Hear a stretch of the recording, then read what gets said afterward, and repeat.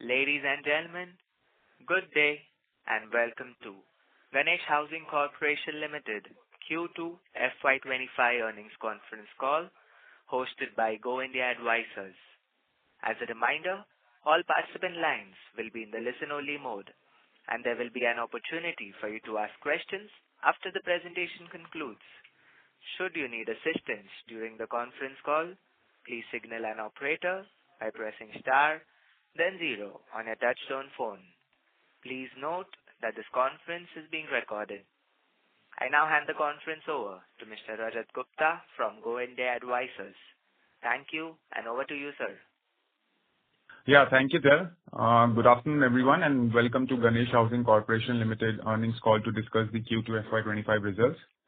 We have on the call with us today Mr. Rajendra Shah, Chief Financial Officer, Mr. Neeraj Kalavatia, Vice President Finance, and Mr. B. Ravi, Corporate and Financial Advisor. We must remind you that the discussion on today's call may include certain forward-looking statements and must be therefore viewed in conjunction with the risk that the company faces. I now request Mr. B. Ravi to take us through the company's business outlook and financial highlights, subsequent to which we'll open the floor for Q&A. Thank you and over to you, sir. Thank you, Rajat. Good noon, ladies and gentlemen on the call. It's a pleasure to welcome you all once again to the earnings call of Ganesh Housing, both for Q2 FY’25 and H1 FY’25. I'm sure you would have had a chance to go through the presentation, which was uploaded a couple of days back. I'm excited to share that this first half of FY’25 has been one of the best periods in terms of performance for Ganesh Housing. We have been consistently building on the strong momentum of the past quarters, and based on that, H1’25 has surpassed all previous quarters and H1s, delivering the best robust results that reflect the strength of our strategy and execution. India's real estate sector, to talk about it in the beginning, saw a robust performance in Q3 2024, that is this calendar, with institutional investments totaling to around $1.1 billion, which is a 45% YOY.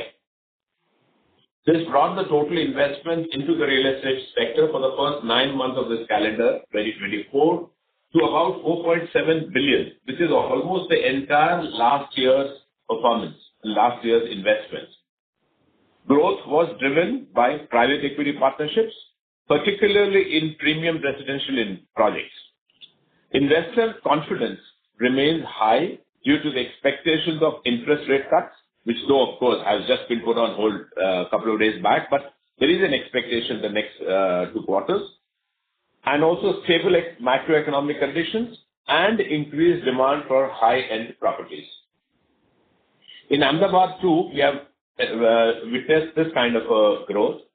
The residential sales grew by about 11% YOY with around 4,600 units sold. The new project launches did fall, but the demand for 3 BHK, which is a little higher than the mid-segment, actually remained very strong, and that accounted for 56% of the market, while homes priced between 4,000 to 6,000 per square feet saw the highest demand. Notably, premium housing units about 1 crore rupees saw a 41% increase, reflecting the growing interest in larger luxury spaces. Even on the commercial side, we saw very good momentum. In fact, recently there was a deal in Ahmedabad, which was one of the highest ever in terms of the land transaction per term, in terms of the price per square meter. A land was sold by Ahmedabad Municipal Corporation around the same place where we are trying to build up our new next commercial venture at a staggering 3.07 lakhs per square meter, which is the highest ever seen. In line with market momentum, Ganesh Housing is making notable contributions to the real estate sector's growth. We completed the Malabar Exotica project, as you know, well ahead of schedule, which resulted in substantial revenue recognition in Q4, but that continued to support the strong performance in H1 FY’25 also. The process of executing sale deeds is currently underway and is expected to be completed this quarter, further strengthening the revenue visibility. The Malabar Retreat project, launched in Q4 of FY'24, has received the expected strong response from the market. With 12% of the construction already completed, the project is doing very well in terms of booking. The pre-sale revenue is about 100 crores in that project as of now. Typically, demand for premium apartments increases once there is a sample house built and when the construction reaches for the first few floors when there is a visibility. Therefore, we do expect a significant rise in bookings during the second half of this financial year. Our commercial venture, the Million Minds SEZ project, is progressing well ahead of schedule, with phase 1 on track for completion. We have already initiated the marketing efforts targeting large IT companies, which began as planned. We should see some growth and some developments in the coming half year on that. The early response has been strong, and we are confident that this should be one of our most successful projects. In fact, the kind of development which is coming up, both in terms of the square feet and the type, will be better than what we had actually earlier planned. The One Saltage commercial project is currently in the final stages of approvals, with plans expected to be submitted to authorities soon. Spanning a saleable area of 1.8 million square feet, this project is set to generate estimated revenues of about 2,100 crores, and we expect the construction to start in the next 3 to 5 months. We are constantly searching for new development opportunities in and around the areas of our land bank and could come up with more news in the coming months. Overall, Ganesh Housing is poised to capitalize on a wide range of growth opportunities in Ahmedabad's real estate market. The ongoing projects such as Million Minds, Malabar Retreat, the Godavari Township, and the One Saltage commercial venture are all strategically aligned with the city's growing demand for both residential and commercial spaces. Each project is advancing at a steady pace, with several already seeing strong market response, particularly in the premium segment. Now for the financial highlights for Q2 and H1 FY'25. It's very heartening that in Q2 FY'25, we have delivered a stellar performance with a revenue of 250 crores, which is a significant 52% year-on-year. Our EBITDA has reached 215 crores, representing a 76% growth year-on-year, with an outstanding EBITDA margin at 86%, up by 15.6 percentage points from the previous quarter. This highlights the company's ability to optimize costs and drive profitability. Our profit after tax saw an impressive rise to 159 crores, which is up 84% year-on-year. This resulted in a healthy PAT margin of 63.5%, up 11.1% year-on-year. Even in the first half year FY'25, we have achieved total revenues of 470 crores, which is an 8% YOY. EBITDA stands at 371 crores, which is a 9% increase YOY. EBITDA margins are maintained at 78.8%. The PAT for the first half year reached 272 crores, which is a 10% YOY, further supported by strong margins and operational efficiency. Our PAT for 6 months is almost 60% of the PAT for the full year FY'24, justifying our expected and projected growth in the bottom line by around 30% year-on-year. This exceptional performance across all key metrics demonstrates our capacity to maintain strong margins and growth momentum while efficiently managing operations and capital. Despite significant capital expenditure, as you can see all over, we have maintained very strong financial numbers in terms of cash flows. With zero debt, our cash and bank balances as of 30th September 24 stands at around 250 crores, which was around 220 in FY'24 March. And this is further going to be strengthened in the months to come.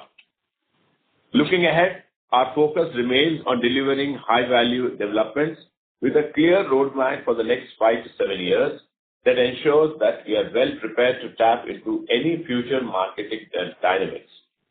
By leveraging our land bank and focusing on mid to high-end residential and commercial segments, we are confident that these will create substantial value for all the stakeholders while enhancing Ahmedabad's real estate landscape. With this, I would request the floor to be open for questions. Thank you. Thank you. We will now begin the question and answer session. Anyone who wishes to ask a question may press star and 1 on their touchtone telephone. If you wish to remove yourself from the question queue, you may press star and 2. Participants are requested to use handsets while asking a question. Ladies and gentlemen, we will wait for a moment while the question queue assembles.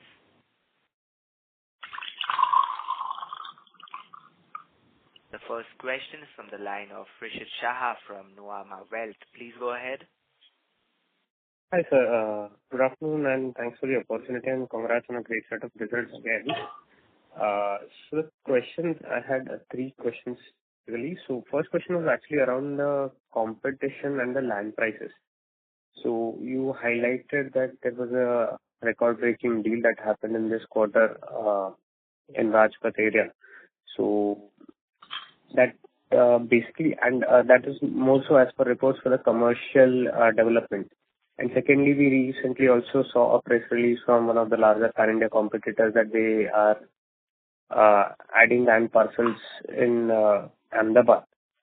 So just wanted to understand how this record-breaking land prices as well as new entrants coming into the market will affect the land prices as well as the competition and the overall landscape in Ahmedabad. Would you want to ask all the 3 questions and we can take them together, or you want one by one? Yes. So that was the first question. I'll ask all the 3 questions together. So second part was on the costs that we see. So again, impacting from the same increase in launches or increase in construction activity, do we foresee the labor prices being impacted? And thirdly, and the question that I ask usually is the split between the revenue in terms of the land sale and project sales. And sure. Lastly, fourth question, one more question if I can add, regarding the Million Minds ITSZ project. So the marketing efforts that are ongoing, can you elaborate a little bit on it? Maybe how is it, placed? Are we looking for an outright sale right now or people are leasing on the property? That's it. Thank you. Sure. Okay. I'll take right from the beginning and all the 4 questions. The competition, the land price, it's a very important question. But you know that this kind of a competition or the increase in the land prices and more people being interested in the land in Ahmedabad actually will lead to the land prices increase, which actually affects positively for Ganesh Housing. Why I'm saying that is that we have had land banks at various areas in Ahmedabad at most strategic places, which are of very historical cost, very low cost historically. And therefore, any such kind of a increase in price, which a competitor will have because they're buying the land now, will drive up their prices, ultimate sale price of the projects completed, which will have a the perfect impact on Ganesh Housing, because their land price being the same, we will still be, even on the final price, will still be much cheaper, if at all, if we choose to be, or will earn much more than a competitor can give in terms of the ultimate sale prices. So therefore, these things do help Ganesh Housing because the large land bank they already are switched on. That's one. Even for the new ones, wherever any such kind of land deals do happen, any new projects prices will be determined as per the demand, and we will also, even if we purchase on that, it will be driven through the similar kind of a demand and supply situation. There, the positive for Ganesh is that we are in the brand of recall, absolutely on the top in Ahmedabad. Therefore, our kind of prices normally have always had a premium to the general prices which are available in the market. Also because the kind of a premium construction and the facilities that we have been given. So we do believe that with this kind of good development, I would call it, in Ahmedabad real estate sector, Ganesh Housing is quite well placed to capitalize on both their brand as well as their land bank. That's one. Yeah, you want Rajendra Bhai will add. Apart from this, we can leverage our unutilized capacity. We can go for JVs and such partnerships for development. If pan-India players comes to Ahmedabad, meaning one can imagine what can happen to IRR of our project, because investment generally is made by some pan-India player, whereas they will require a local support to secure approvals and carry on with construction. On the cost side, yes, they can be, the labor costs and all have increased, as you know, both the input costs had increased a year and a half back, and they are only following the normal inflation. We don't see too much of upheavals in the labor costs at this point in time. The split between land and projects is 90-10 in favor of land, that is. And as you know, we are following the completion method, and therefore we will only be able to book the projects once they are completed, the new ones which are already started. The Million Minds marketing efforts, the way the whole thing has been growing, and people have actually on their own, there are various interested parties. I'm unable to take the name at this point in time, at least in December, by which time we'll be actually finalizing everything, with just a couple of months from now. We have seen extremely good interest in the entire, the building. There are about 12 floors which are supposed to be let out or even sold. And we have seen an interest in all the 12 floors as we stand at this point in time. And we will see whether we need to continue to lease the way we have modeled ourselves in the earlier stages, or we need to sell it off. That will depend on some economics that will work out. I'm unable to say whether it will only follow the sale model or only follow the lease model at this point in time, but those aspects would be addressed in the coming 1 or 2 months maximum. I hope I've answered all your 4 questions.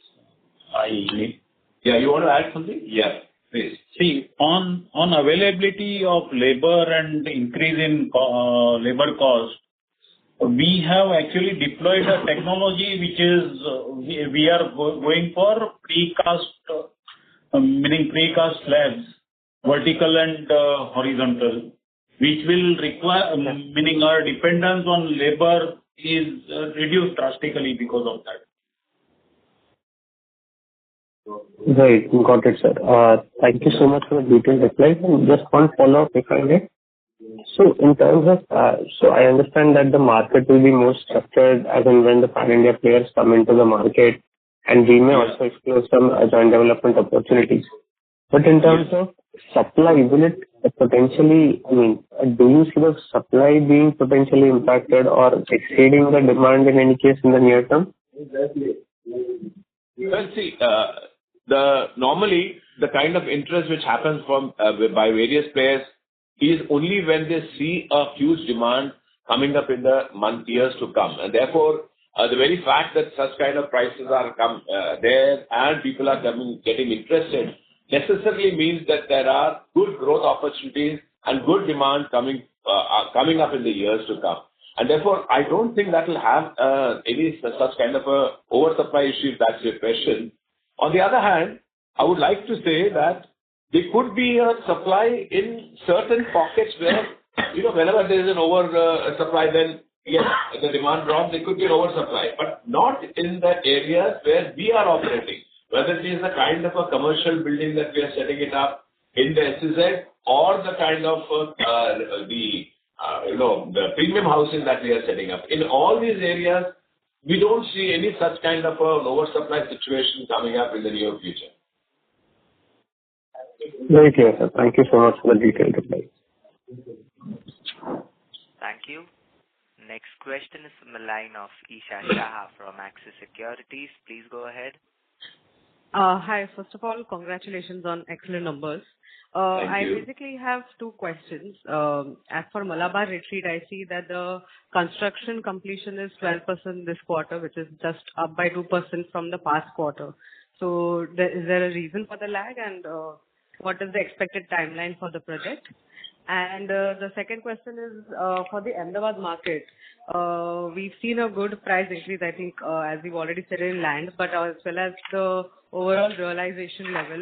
Do we see the same kind of price hikes in the coming years, or do we see them stabilizing now going forward? See, in terms of Malabar Retreat, you see the last quarter has been largely dominated because of the rainy season.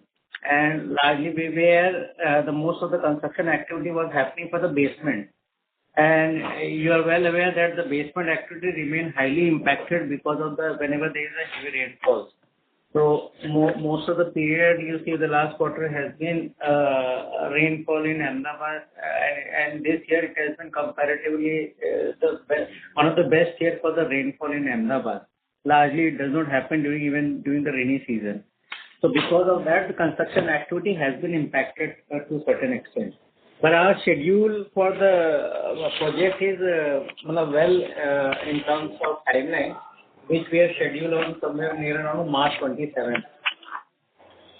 Okay. And Isha, what happens is that this was, as you know, launched in March and almost towards the end of March. The last quarter was April, May, June, where the maximum effort and maximum time goes in doing the foundation, the basement and all that. Once that is done, when it comes to the ground level, putting up the next few floors and all is not actually a very difficult task, which is what, when we talk to you again for December, you will see a substantial progress in that. Okay. And there was substantial progress in terms of cost being spent in that project. However, construction milestone is one with which we measure the progress of project, and that's why you will see it is 2%. And you're talking about the price hike and all that in the future to come. I think we have projected our future one at the current prices, but you're right. Whenever these kind of changes do happen, the prices are driven by, slightly increases do happen. They may not be a sudden spike and all, unless, of course, it's a very good project like what we are doing with SZ. That kind of prices may be not comparable with the rest of the people in the vicinity, But that's one exception. But generally, this price hikes and all that happens periodically, and especially when for good new premium projects, the prices can be quite different from the general projects. Just to add to what Ravi just said, I was talking to some experts in real estate. According to them, prices per square feet in Ahmedabad is one of the most affordable if you compare any tier 2 city or some metro cities. Exactly. So there is a meaning. There is still a lot of scope for price to increase without affecting affordability. Okay. Thank you, sir. Thank you. Thank you. The next question is from the line of Puneet from HSBC. Please go ahead. Thank you so much for the opportunity. My first question is, on your Million Minds project, you're targeting rental of almost 70 rupees. Is there a discussion that you're seeing on those rentals with your prospective tenants, and any timeline for pre-leasing there? Yeah, the timeline, I'll tell you. As I just said, we shall be talking about it maybe in the next 2-3 months itself. There will be a lot of development in this, which we can very concretely tell you when we talk about Q3 results. So because there's a lot of work going on in that direction, both on the prices that you talk about, 70 rupees per lease for the rental charges, as well as any outright sale. A lot of traction is there in that, I would call at this point in time. So interest being there, we are quite sure that the pre-leasing, what you're saying, because the project is likely to be completed in early first quarter FY'26, which is just about 5 months from now, 5 to 6 months. So we do see that the pre-lease activities would happen in the next 3 months or maybe 5 months at the maximum, because we'll have to be giving them out for fit-outs and all that in the first quarter of FY'26, right? So we do believe that these whatever developments we are seeing on ground right now will be leading to good traction in the coming months. And coming back to 70 rupees per square feet, what you said, we believe this is maintainable and sustainable rent, and we are kind of stand by this. These are in fact the current prevailing rental rate for a regular commercial property. So we are not charging any premium for the kind of the property we are making right now in terms of our provisioning. Okay. And similarly, on the construction cost side, the implied construction cost seems to be less than 3,500 rupees a square feet. What is driving this low cost? I mean, market seems to be at a much higher rate, at least in other cities. Yeah, see, it is a basic cost that we had been talking about. It might change if there is a premiumness added to the building. So, frankly, market to market, these kind of differences can be there. This is what we had estimated based on a particular plan about a year and a half back, where we are looking at the entire aspect of how the whole building is coming up, we have added actually much more in terms of the square feet to this as we see, as well as the premiumness to that. So we will come back to you on this actual costs and all that maybe in the next 6 months. But we do believe that the basic cost will be well around this time, at this cost, what you mentioned. That's not very different from what we normally have for such kind of projects here. Understood. That's different. Secondly, you also talked about potentially buying more land, even though you have 500 acres. How do you think about your land on business development strategy here? Well, it is the raw material. Land has to be there in order to be continuing development projects right in the future. So that being our raw material, we would want to continue to acquire, because then the future projects should not get affected. We cannot wait for. Normally, we have been developing on our own land, right? But we're not just doing immediate buying and selling. That's the reason why we try to accumulate. More importantly, the land buying has to happen in the areas where we believe the future city development happens and where there will be a growth potential. Just to tell you in 30 seconds, the growth in Ahmedabad has been shifting westwards and northwards, as we always keep saying. So earlier, everything was happening in the walled cities and transferred to this part of it is called the Ashram Road, or that is this western part of the river. Then it shifted to CG Road, then it shifted to SG Highway, then it's gone to the Ring Road, and is now growing beyond. So keeping in view the kind of development which happens in the city, the promoters being the forefront of trying to take advantage of this kind of development, we'll always keep looking at the land which is available in and around the areas. So that will be a continuous exercise which will happen. Obviously, it will be keeping in view the prices versus the potential increases which will happen, plus the potential development that can happen in the areas. And of the 500 acres, how much land would you have on the northern and the western part? At this point in time, almost 100%. There's hardly on the other side. So these are all the development which is happening now, both on the, when I say west, it's not exactly north, it's west, northwest. That is that Million Mines area. That's where all the, even Adani's township is there, a little close by, and various other, it's a new CBD. So that's where this entire 65 acres is coming up. And the west part, most part of it is where the Godavari land is there. There are a lot of other traction happening, as we told in the last quarter results also. There's a lot of development happening in that west part of it with a lot of land acquisition for future growth. So we do have land at the places where it is just right for us to be at this point in time, having acquired it 10, 15 years back. Understood. And lastly, if I may, any challenges you're facing on approvals front or availability of contractors, etc.? That's one very good point of Ahmedabad, frankly, and Gujarat, and that is these approvals and, both on the contractor side, there's nothing. We have been doing it seamlessly for so many years, year on year, and we don't see any such problems. And even on the approval side, probably one of the most progressive states, if you can call, in terms of understanding the growth and giving approvals is Gujarat. I have worked in Mumbai for almost like 25 years. My experience of working in Gujarat and Mumbai, if I were to mention in 2 lines, here we know in Ahmedabad that these are the kind of things which will not happen in government. So you better make plan which is approvable by government, and then you will not have any problem.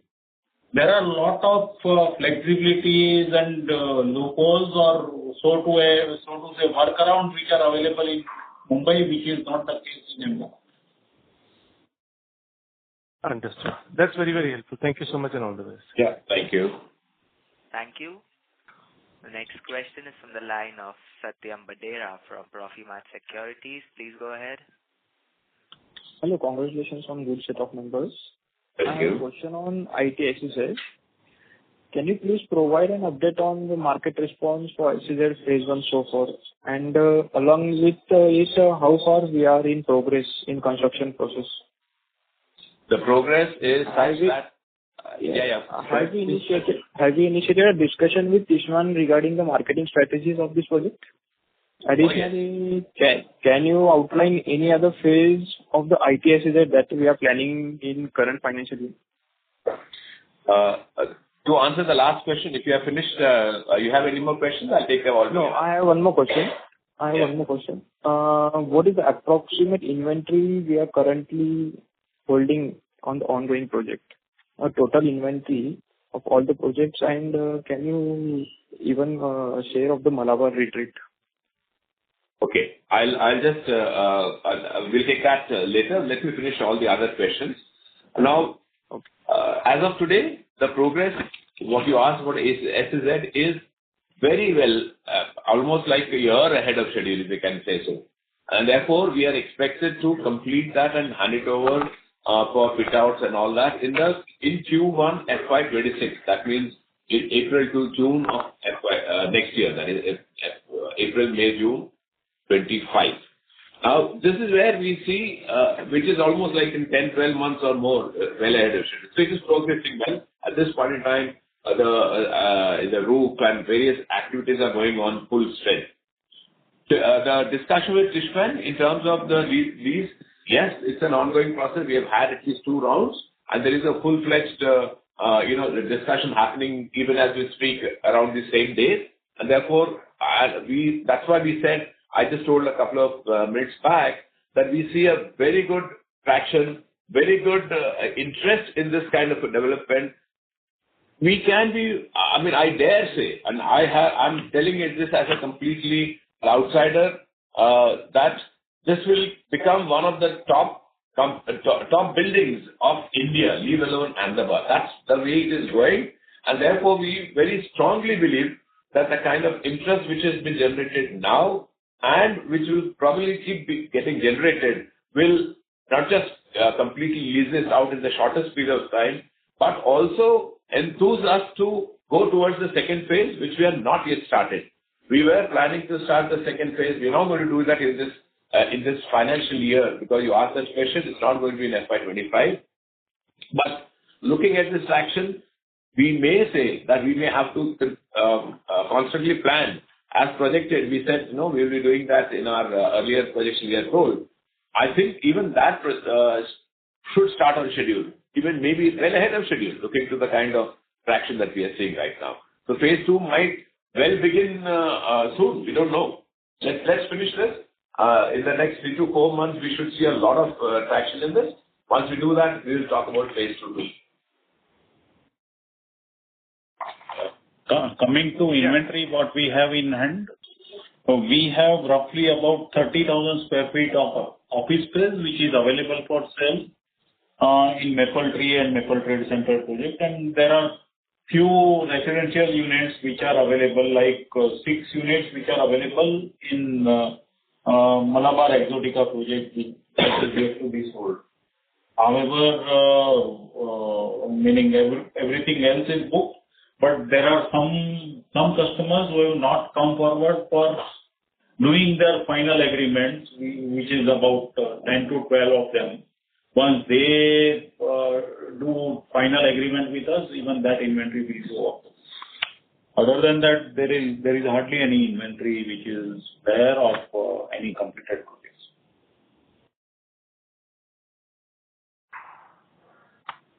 Okay. Thank you. Thank you.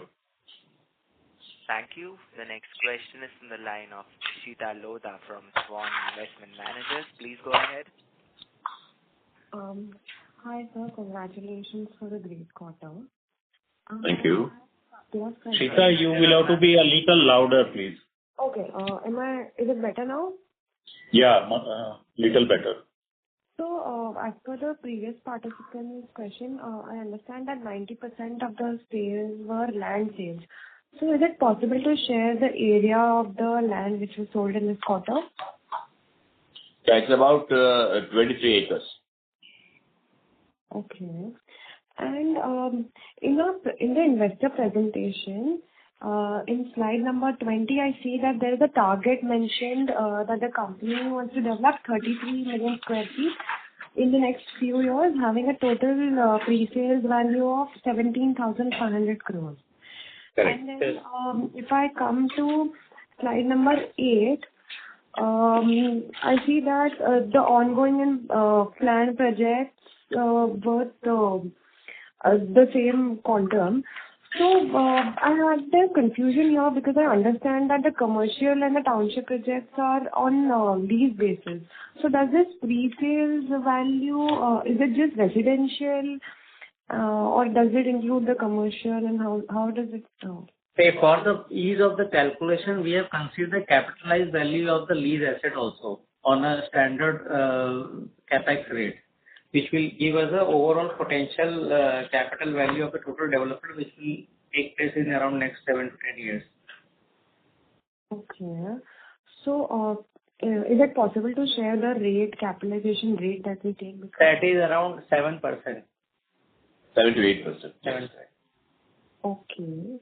And in this 33 million square feet, how much is residential, how much is commercial, and how much is the township?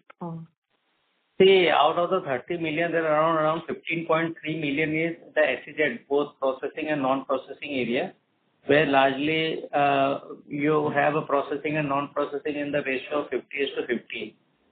Then we have around 15.3 million square feet of development, which has been targeted for the township, which is largely the residential development. Then there is a 1.8 million of the development is targeted for that one substation project, which will be a pure commercial project. Okay, so this is so the township is the residential one. Yes, largely residential. So, meaning overall, if one wants to see, about 25% of the development will be commercial and 75 will be resi. Okay, got it. Thank you. Thank you, Richard. Thank you. The next question is from the line of Ankur Kumar from Alpha Capital. Please go ahead. Hello, sir. Thank you for taking my question, and congrats for a very good set of numbers. Sir, I wanted to ask regarding guidance. In the last call, we talked about 30 to 35% of growth in bottom line. So given 1H is strong, how do we still stick to it, or how should we look at second half on that front, sir? I think looking to the performance, 60% of last year is already achieved right now, and second quarter has generally been a little better than first quarters even last year if you have seen. So I think we are well on course to achieve that 30% growth year on year.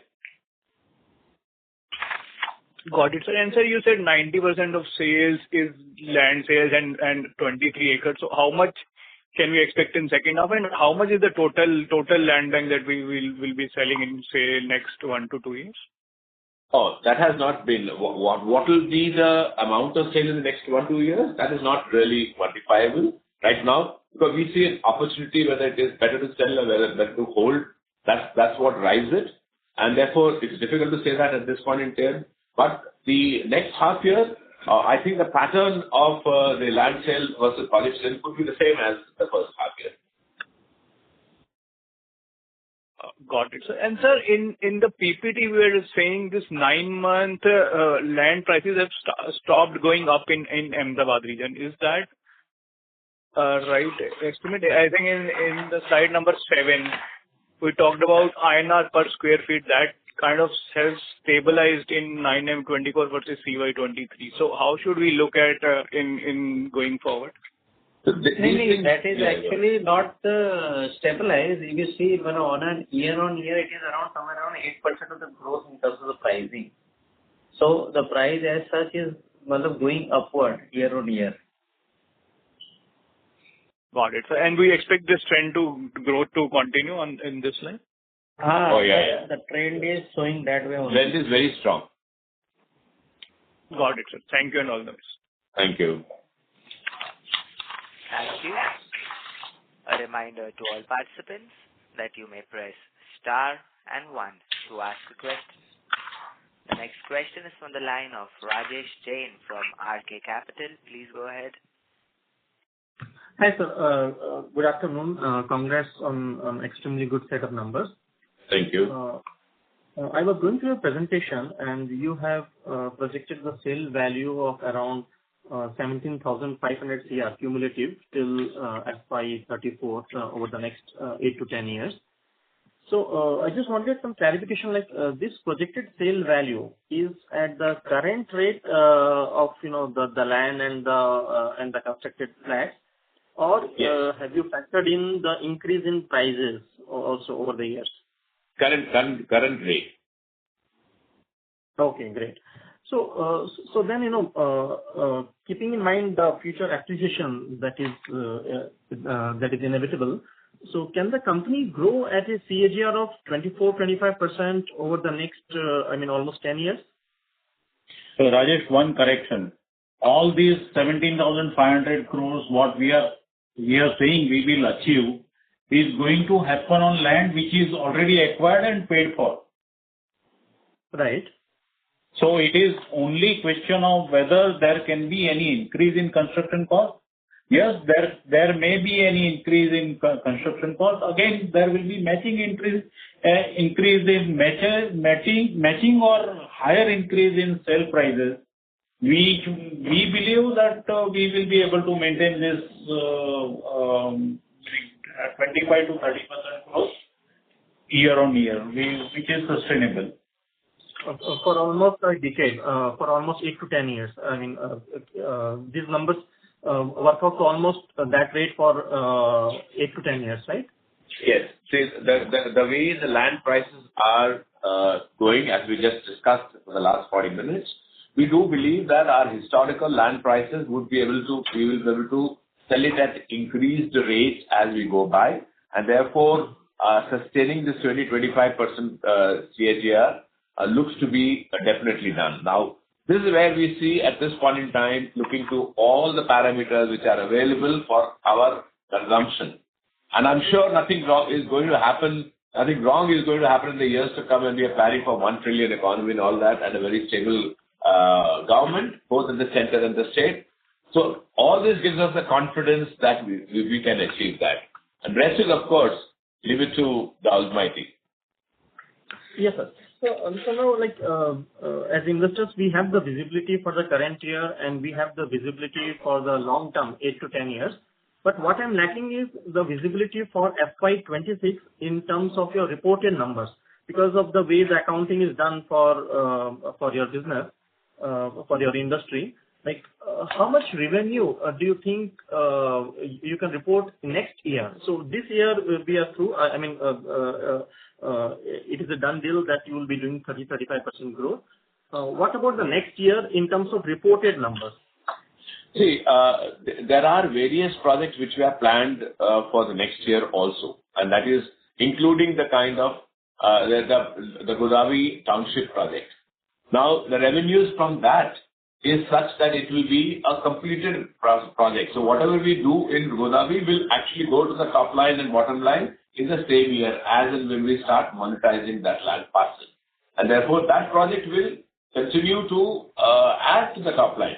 So we believe that the kind of development which is happening in and around the Godavari township area, which will lead to good sales in township for the next year, which will ensure the kind of revenue which will happen.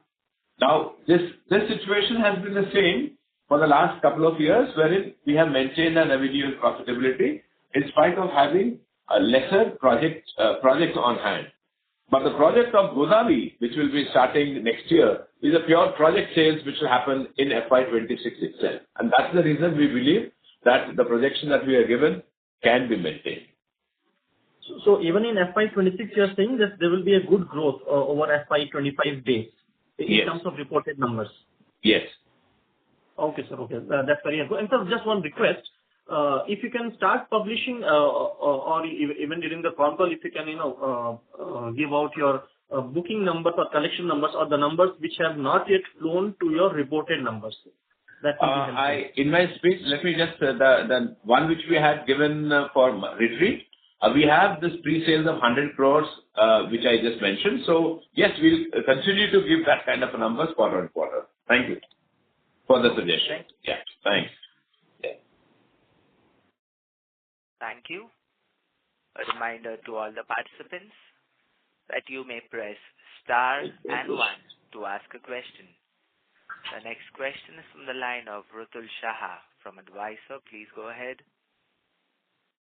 Yes, sir. Thank you for the opportunity. Sir, I was actually listening to your last quarter's presentation in which we have given the slide for the upcoming residential project and the commercial project. But we have discontinued that in the current quarter's presentation.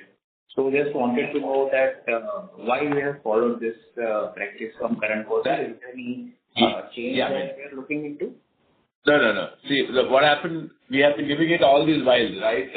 It was so repeated and it was just increasing it as a slide. That's it. There's no particular reason. I think, the better thing would be that once this quarter Q3 is also done, when we are planning for the next year, we'll bring that back in terms of the timelines and all that in the updated stuff. We just were waiting for, the phase 1 to be getting over and all that. There's nothing in particular. I think we'll soon get it back in a quarter or two with an updated timelines and also price. Because when we see a good traction, we might have to revise that also. So we're just waiting for that.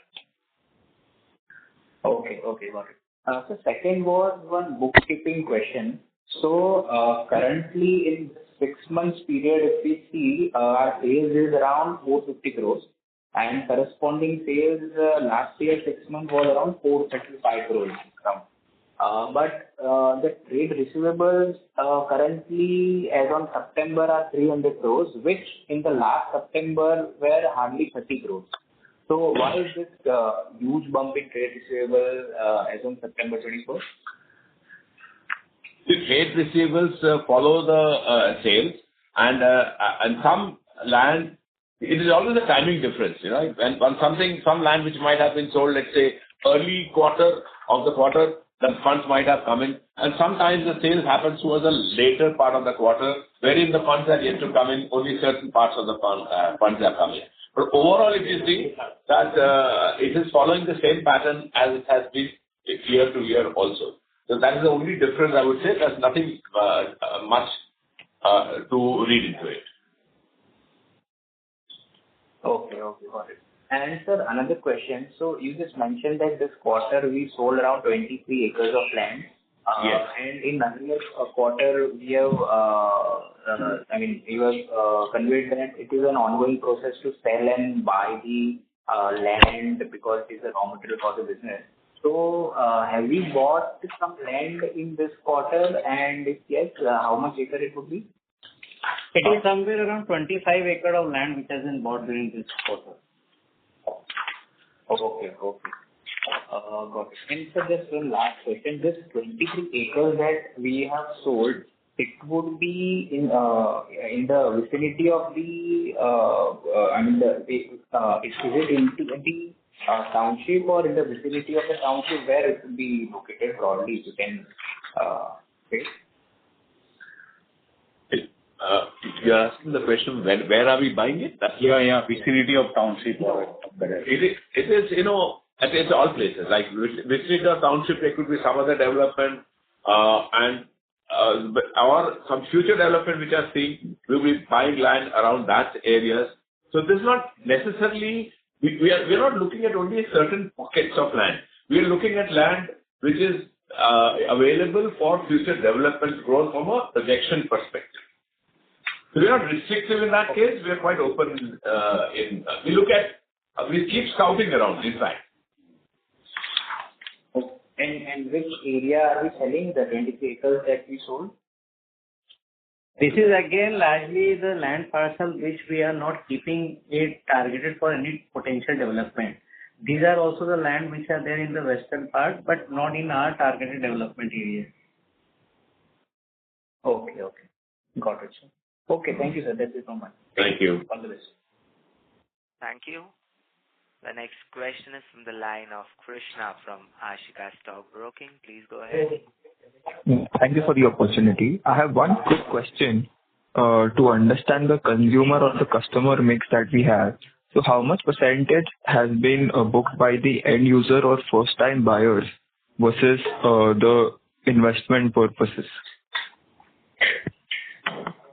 We have hardly any investors. In fact, majority of the booking, bulk of the booking is done by actual end users. The taste of determining this is kind of home loans, which are as a percentage of your total booking, which is very high in our case. Okay. And what would be that percentage, if you could just mention? Almost 90% of our sale, they are backed by the home loan. Okay, got it. Thank you. This was helpful. Thank you. Thank you. The next question is from the line of Yasmin Shah from Antique Stock Broking. Please go ahead. Thank you for the opportunity. Just wanted to ask you, what's your current land bank and what amount or, in terms of probably acres, you don't want to kind of explore the land bank in terms of development and which can be added to your sales of land in the coming years of the total land bank available? See, the total land bank we have in holding and subsequently taken together is around somewhere around 535 acres. And this keep on, I'm saying, adding and reduction depending on what is the business activity and the targeted sale and purchase happening. So as such, there is no fixed policy where we are saying that this is the land which will keep it permanently or which will keep it purely for selling purpose. It is largely how the development is happening all around the places, as well as how the government is responding on different areas, how they want the development to take place in those areas. Accordingly, we take those decisions. And any plans to move out of Ahmedabad into any other city? Well, at this point in time, no, there's not immediately. We will see if there is something which comes up. We are not averse to that, but we do believe that the opportunity which are being given in Ahmedabad is so good that we are not yet lured into any other city with similar kind of ROCs. Right.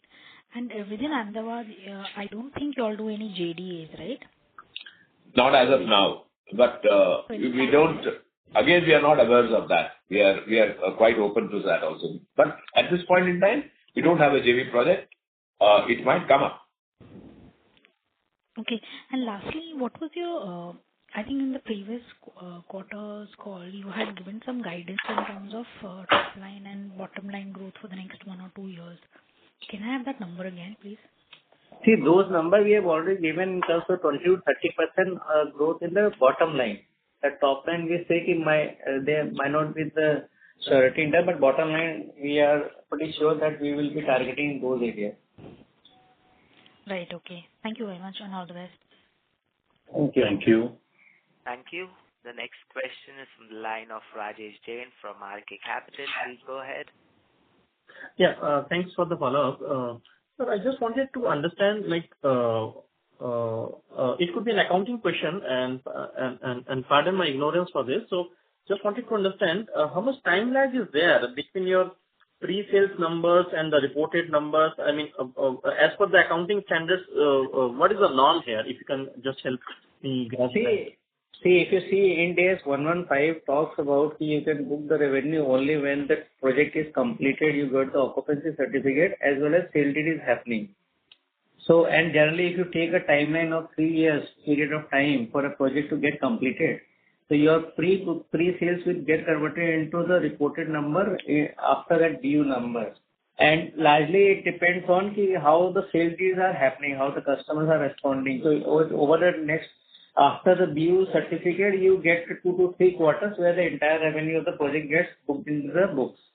So and this is what is happening in all last 3-4 projects, what we are experiencing. Just to answer your question generally, meaning there could be time gap of about average time gap of about 1 year to 1.5 years for pre-booking to get reflect into revenue from project. But your average projects will get completed in 3 years' time. So, I mean, for a particular project, it will get reflected in revenue numbers after 3 years, you are saying, for a particular project. Yes. Unless we achieve the closure much faster, like what we did in Exotica, it was completed well ahead of schedule. So if that happens, then the revenue comes in faster also, because it all depends on the completion of the project. In case of Exotica, the project get completed 1 year ahead of the schedule. So instead of 4th year, the revenue started recognizing in books in 3rd year. Same is with Malabar 3 also, the project get completed well ahead of the schedule. So accordingly, those revenue recognition get preponed. Okay. And you're saying as per the accounting norms, this will be recognized only on 100% completion, not even on certain milestones like 25% completion or... No, that practice is no longer now. Not allowed. Okay, fine. Okay, understood. Thank you. Thank you. Thank you. The next question is from the line of Rutul Shah from Advisor. Please go ahead. Yeah, sir, thank you for the follow-up. Sir, as you just mentioned that this quarter we have bought around 25 acres of land. So just can you let us know what is the total buy value of this new land? Sorry, could not get your question. No, we are yet to ascertain. Right now we are not aware. 25 acres cost. Okay. Yeah. So we shall get that out the moment it's booked. So at this point in time, it's not ascertainable. Ascertainable is what Rajendra Bhai just said. But we'll get it out in the coming months. Okay. No, thank you, sir. Thank you. Thank you. Ladies and gentlemen, that's the last question for today.